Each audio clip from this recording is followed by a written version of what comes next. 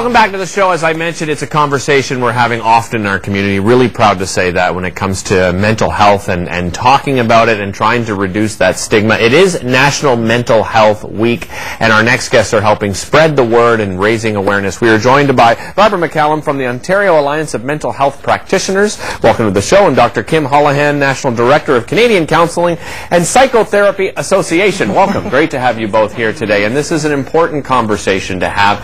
And in our community in particular, we have been have you noticed that conversation has grown exponentially over the last few years? I think so, yes. There's been a lot of awareness, anti-stigma campaigns, and I think it has, but it hasn't grown enough. There's still an enormous need for people to get help, seek help, and not to be afraid to do that. I love saying that we're getting rid of the stigma, because the reality is there's 1 in 5 that are affected by some type of mental health issue. Yes. And let's be honest, we all know somebody who's dealing with something, who may even have it or hiding behind doors, and it's not a terrible thing to be mentioned and reach out and get help. So yeah, it's something that definitely needs to be mentioned. Absolutely. And that's one of the benefits of having a week such as National Mental Health Week, because it gives us an opportunity to promote the prevalence of mental health issues. You know, we all either directly or indirectly are impacted by mental health. To promote the importance of mental health for all Canadians, to reduce the stigma, as you mentioned, and to encourage people to seek the help they need. Barbara, what is the purpose of the Alliance? Who makes up the Alliance? Well, we're 13 organizations, most of it from Ontario, but we're a national organization that is part of the Alliance. And the Alliance started in 2002, so 13 years ago, originally to influence public policy around the provision of mental health services in Ontario. But now what we're trying to do is make people aware that there are many types of therapy they can receive. It's not just all talk therapy, that there are other modalities that practitioners use to help people, and that's what our main goal is right now. What are some of those examples? Well, there's music therapy, art therapy, drama therapy, there's specialists in child therapy, so all of these practitioners use different ways to reach out to help their clients. Yes. And Kim, in your experience, are we starting to see that come more mainstream into the healthcare system? I know there's always been a struggle when it comes to funding mental health. Is that getting better at all? Certainly we do a lot of advocating for an increase in mental health resources, because access still is an issue. About 1/3 of Canadians who have mental health issues report that their needs are not completely met.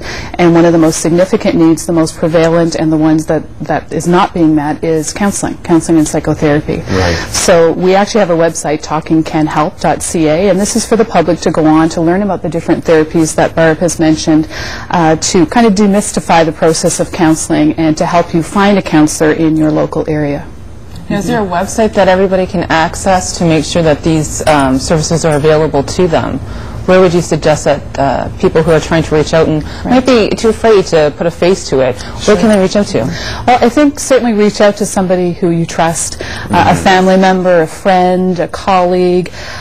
Your family doctor is a good place to start as well. There are a number of community services that are available, but certainly our Talking Can Help website as well is a way to find someone in your area. But the important thing is not to feel ashamed, not to feel like you can't reach out, because early intervention is the key to recovery, of course. Yeah. Barbara, is it a big part of it cost prohibitive for a lot of low-income families out there? Because when we think about, counseling, therapy, I mean, we're talking pretty big dollars, and it's usually private practice that are offering those services. That's correct. Psychiatric treatment is covered through OAMHP. Psychologists are usually covered through their health plans, but counseling and psychotherapists are not usually covered. And unfortunately, you can get services for $80 to $120 an hour, which is better than perhaps other services would offer. Right. It is a problem, yes, definitely. So moving forward, the Alliance, they're acting, I guess, on behalf of the public. What challenges still remain that maybe we can help with in order to get your voice recognized more? I think one of them is just to make sure people know it's okay to speak out, and we're advocating a lot with the federal government, provincial government for access, and any support that people can give to increase access would be wonderful.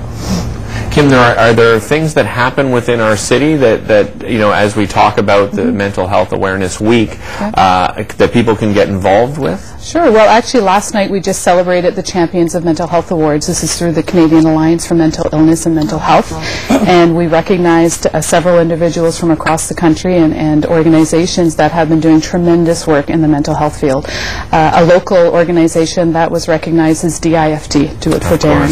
So that was fabulous to see them receive that award last night, and just wonderful things happening across the country. Well, and I think the thing that most people love about DIFT is that was youth that started it, that put it together, that were the driving force behind it.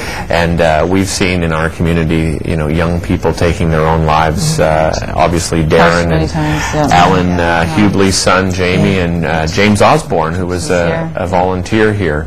So there's got to be a bigger conversation. And do you think youth have a big stake in trying to get the message out there as well? Definitely. We one of the recipients last night was a musician, Rob Nash, and he performs at high schools across the country. I guess he's reached over 1 million high school kids. And he talks about suicide with these kids and how important it is to reach out if you're having thoughts in that area, and how common it's becoming. Last night there were a lot of tears spilled, believe me, and a lot of it was around people talking about various suicides that were either part of their lives or part of their friends' lives, and it was sad, but it was also a great conversation because it was totally open, and nobody was afraid to talk about it last night. It needs to be had. It needs to be said and spoken out loud, for sure. Yes. Yeah, thanks to you both for joining us. Really appreciate it. And if we leave this interview with anything, is just have a conversation with your friends, with your family, around the dinner table. Make it natural and normal. You know, when somebody has any type of physical illness, we always talk about it. So make sure you bring up that conversation. Yeah, you nailed it right there. Somebody will be, oh, I have an upset stomach, or maybe that's what might be leading to it. So there's nothing wrong with saying it out loud, actually speaking out. And you know what? I think one important point is that most people would be upset that you didn't go to them, that you didn't say it out loud. So before we get to that next step, which we want to prevent, make sure we say it. Absolutely. Don't go away. More Daytime coming up right after this. Rogers is encouraging